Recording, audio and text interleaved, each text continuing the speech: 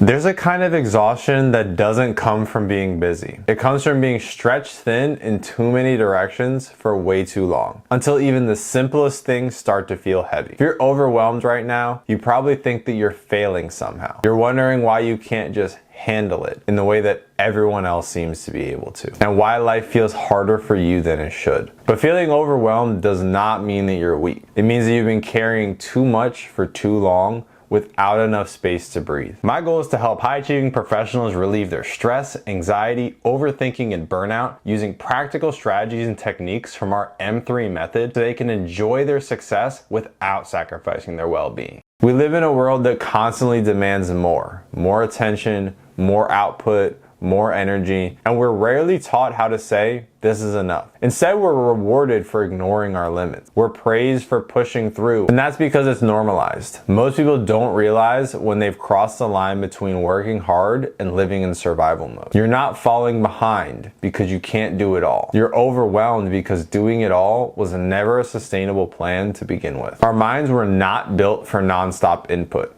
We weren't designed to be reachable every minute of every day. We're wired for rhythm, for periods of effort followed by real recovery. And when that cycle is broken, everything starts to unravel. You stop sleeping the way you used to. You find yourself irritated by small things that never used to bother you. The activities you used to love start feeling like chores. And instead of recognizing this as a signal that something needs to change, most of us just assume the problem is us. That if we just worked a little harder or managed our time a little better, the pressure would ease. But overwhelm isn't a time management problem. It's a self-connection problem. If you're a high-achieving professional that's struggling with stress, anxiety, and overthinking, I created a free gift just for you. My stress-free success guide gives you 5 simple science-backed strategies to calm your mind, reduce your stress, and regain control of your emotions so you can focus on what truly matters. These are practical, fast-acting techniques that fit seamlessly into your life and help you stay productive without suffering from mental and emotional roadblocks. Click the link in the description to grab your copy and start taking control of your mental and emotional health today. When you're disconnected from yourself,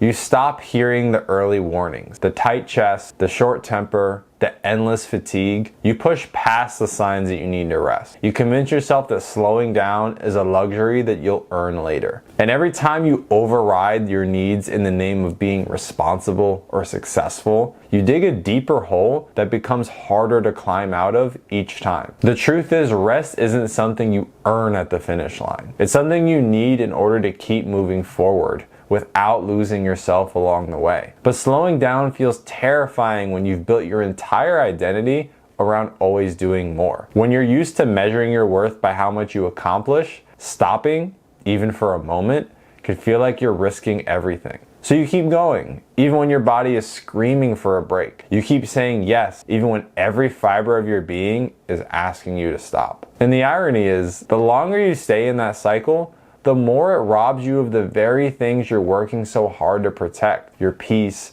your passion, your connection to the people and experiences that actually make life worth living. Overwhelm doesn't just steal your energy, it steals your presence. It pulls you out of your own life until you're going through the motions without really feeling anything at all. The answer isn't found in doing everything faster or smarter. It's found in giving yourself permission to live differently. Sometimes that means stepping back from commitments you once thought were non-negotiable. Other times it means disappointing people who expected you to always be available. It can mean facing the hard truth that you've been operating at an unsustainable pace for so long that you forgot what normal even feels like. Now, I understand that changing the way you live isn't easy. There's grief in letting go of the idea that you need to be everything to everyone. There's discomfort in choosing yourself when you're so used to putting everyone else first. But there's also incredible freedom on the other side of that discomfort. There's a different kind of life that opens up when you're no longer ruled by pressure. You wake up and start your day without feeling like you've already lost a race before you've even gotten out of bed. You move through your time with enough space to actually notice the moments that matter. The way the morning light hits your kitchen,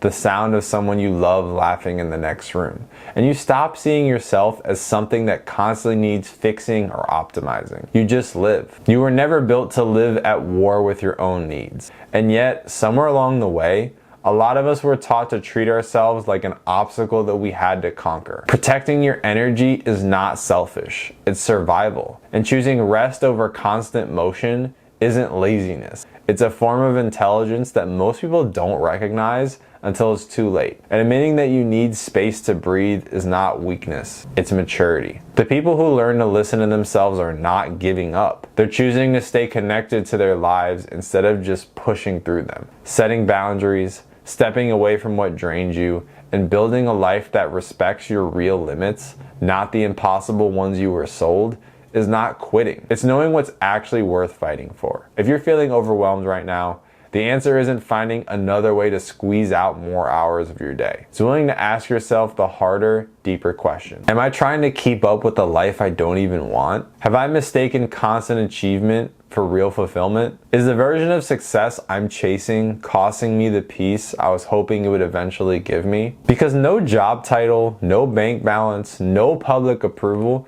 will fix the internal exhaustion that builds up when you abandon yourself. The world will keep encouraging you to go faster. It will tell you that burning out is just part of earning your place. It will sell you the idea that collapsing at the finish line means you did it right. But you don't have to buy into that. The right to slow down, to protect your mind, to design a life that doesn't leave you gasping for air, that's not something anyone will hand you. It's something you claim when you finally decide that your life belongs to you. And yes, it will feel uncomfortable at first. Of course it will. Choosing yourself often does. You'll wonder if you're making a mistake. You'll second guess whether you're falling behind. And you'll feel the tension between the pace you were taught to move at and the pace your soul is asking for now. But that tension will pass. The regret of ignoring yourself won't. Building a life you don't have to constantly recover from isn't selfish. It's wise. You don't have to squeeze yourself into a version of success that demands you sacrifice your well-being. At some point, you were probably taught that exhaustion is just what adulthood feels like. That being constantly tired and stretched thin is just normal. But it's not. It's just common. And what's common isn't always what's right for you. You deserve a pace that lets you experience your life instead of just racing through it. You deserve to chase goals that actually mean something to you,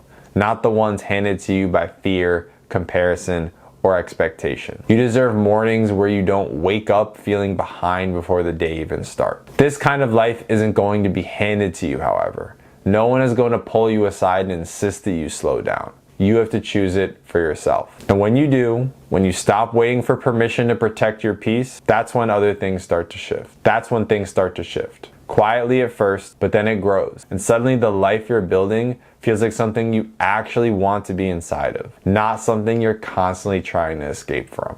If you enjoyed this video, hit subscribe, click like, and I'll see you in the next one.